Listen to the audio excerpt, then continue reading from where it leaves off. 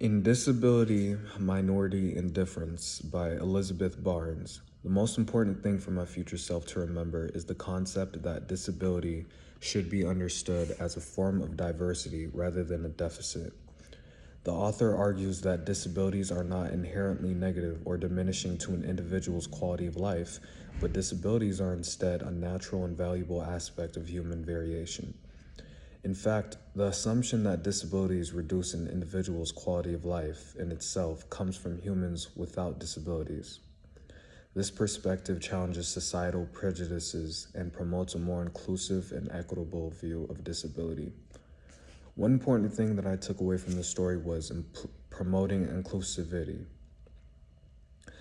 Embracing the idea that disability is a form of diversity can drive more inclusive practices in various aspects of life, including education, employment, and societal interactions.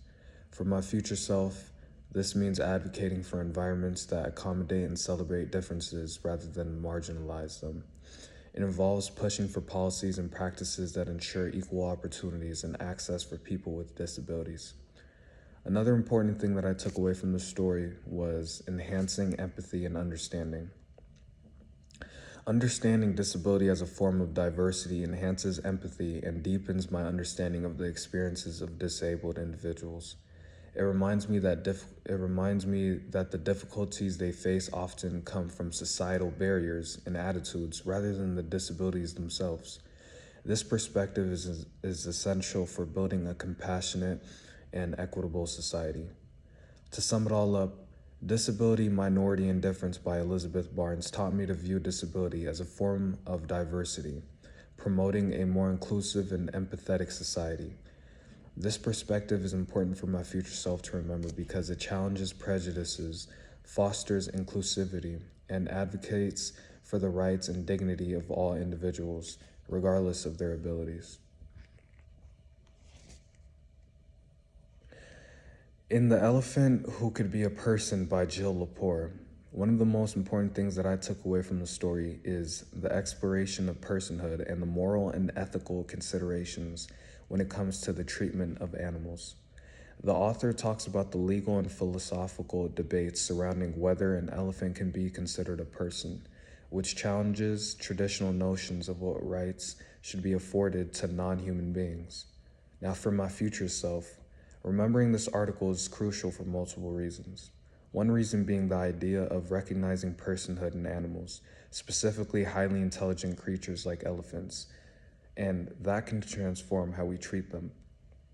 This recognition pushes the boundaries of moral consideration, and it suggests that animals deserve more than just basic welfare. They deserve rights and respect similar to those we give to humans. This concept will be important for my future self to remember because it shows the importance of empathy and ethical treatment toward all sentient beings, not just humans. Another reason why this article will be important for me to remember is because of another reason being how we treat humans that belong to other groups than us. It's important to remember every sentient being it's important to treat every sentient being with respect, whether it's human or not. When we remember to treat people that belong to a different group than us with respect, for example, a different sexual orientation group than us, or a different race than us, or even a different gender than us, we can make this world more livable and equitable for everybody. By remembering the lessons I learned from the elephant who could be a person, I can contribute to a more just and humane world, where the boundaries between human and animal consciousness are respected and protected. And differences among us humans, such as gender, sexual orientation, and race, will also be respected and celebrated. This shift in perspective is not only essential for the well-being of animals, but also for fostering a more empathetic and morally responsible society.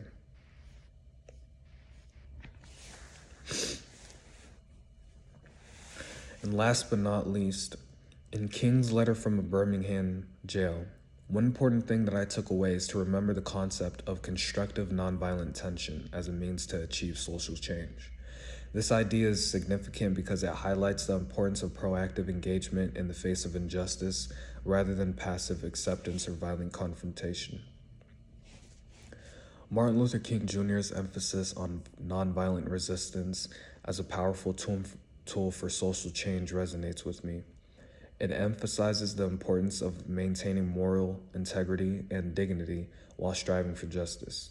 Personally, I can apply this principle in multiple aspects of life, whether it be advocating for social justice, addressing workplace inequalities, or confronting personal challenges. The notion that creating tension can be a positive force encourages me to challenge the status quo and push for meaningful progress, even if it means receiving consequences for fighting for what I believe in.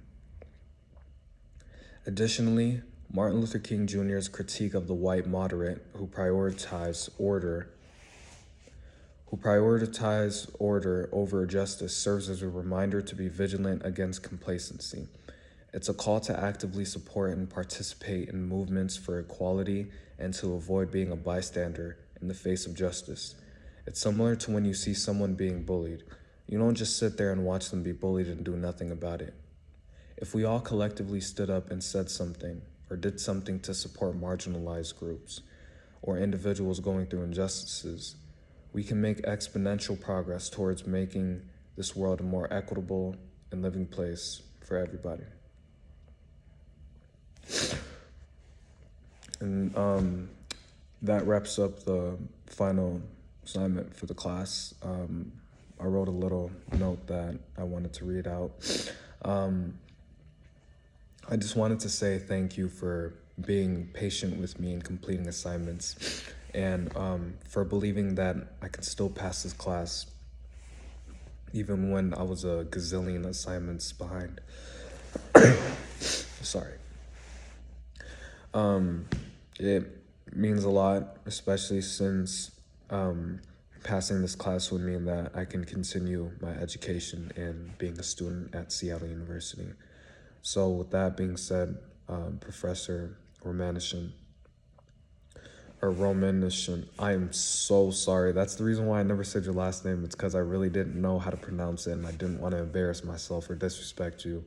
But thank you for being my teacher, and I hope you enjoy the summer.